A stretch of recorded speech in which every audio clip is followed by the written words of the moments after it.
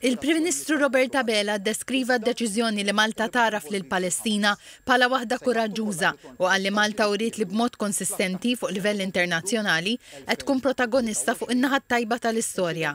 Qal li d-deċiżjoni ttieħdet baqal fil-mument propizju u fi żmien meta seta' tagħti l-ikbar kontribut għaż-żewġ stati. Fis-starija ministerjali fil-Parlament, Dr. Bela tkellem dwar il-kriżi umanitarja f'Gaza u l-bżonn ta' soluzzjoni. Sejjaħ għal ħelsien tal-ostaġġi li nħatfu sentejn ilu u sostna li m'hemmx post għal minu bla skrupli bħal Hamas. Għalli it-tnejn mar l-Ambaxxata Palestinjana f'Malta u ltaqa' ma' komunità li għandha qalba mafusa għal dak li qed iseħħ f'Gaza, imma grata għal dak li qed tagħmel Malta magħhom fosthom kura medika u proteżi li tfal li tilfu saqajhom. Dr. Bela qal li Malta dejjem hemmnet fi ftehim ta' waqfien mill-ġdid permanenti. Kompla jgħid li xogħol Malta u li tibqa' sservi bħala pont bħalma għamlet fora internazzjonali li mexxiet. Għalli r-rieda tal-poplu Malti ilha ċara għal diversi snin li Malta taraf lil Palestina. Elenka bosta laqat u avvenimenti ta' livell għoli li attenda għalihom u trattaw firxa wiesa ta' temi globali.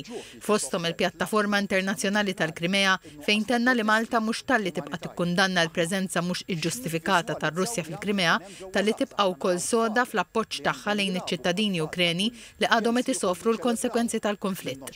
Irrefera wkoll għal laqgħa informali tal-Kunsill Ewropew fid-Danimarka.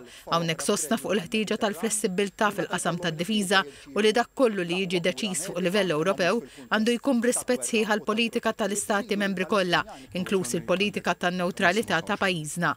Il-kap tal-Oppożizzjoni Alex Borg qal li t-tlieta qed jitfakkar is-sentejn anniversarju minn dur Hamas ħataf lill-ostaġġi qal li l-laqgħa tal-istati membri Ewropej fid-Danimarka l-ġimgħa l-oħra saret fl-isfond ta' teddid kontinwu li għaddejja minnu l-Ukrajna. Qal li l-messaġġ kien ċar li l-Ewropa trid tipproteġi liċ-ċittadini u sovranità tagħha fosthom bil-European Drone Wall. Dr. Borg għal li hemm kunsens Ewropew li r-Russja trid iġġorri r-responsabilità tad-danni li kkawżat. Il-kap tal-Oppożizzjoni qal li id-drones li għaddu mill-Baltiku huma twissija għal kull stat membru li t-teddida ma tirrispettax frontieri.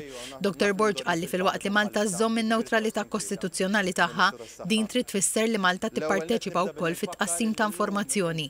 Qal li laqgħa ta' Copenhagen tenfasizza l-għaqda wara l-Ukrajna u l-appoġġ konsistenti ta' Malta fosthom bl-involviment diplomatiku. Qal li l-Oppożizzjoni tappoġġa leġiżlazzjoni fil-budget li tallinja r-riżorsi diplomatiċi ta' Malta mal-viżjoni Ewropea f'dan ir-rigward. Id-deputat nazzjonalista Beppe Fenekadami staqsa lill-Prim Ministru jekk fil-Gvern Malti hemmx nies aġenti tal-Gvern Russu li qed jimbuttaw l-aġenda tal-Gvern Russu. Qal li hemm persuna qrib il-Prim Ministru li tagħmel diversi blogs favur Roberta Bela u fl-istess blog din il-persuna tikteb favur l-aġenda ta' Vladimir Putin. Fit-tweġiba tiegħu il-Prim Ministru Roberta Bela ċaħat kategorikament li Malta għandha influenza Russa fil-qalba tal-Gvern Malti jew fit-teħid tad-deċiżjonijiet tal-Gvern.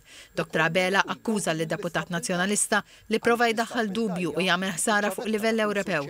Qal li dawn l-istqarrijiet isiru mill-Oppożizzjoni bħala parti minn strateġija biex jinqabdu mill-midja internazzjonali u jagħmlu ħsara lil pajjiż kif qal għamlet tul is-snin fi Brussell. Dr. Bela qal li l-Gvern Malti tant kien rigorus fit-twettiq ta' sanzjonijiet kontra r-Russja li kien hemm perjodu fejn il-flotta merkantili li jġorru ċertu merkanzija ċkienet b'20%.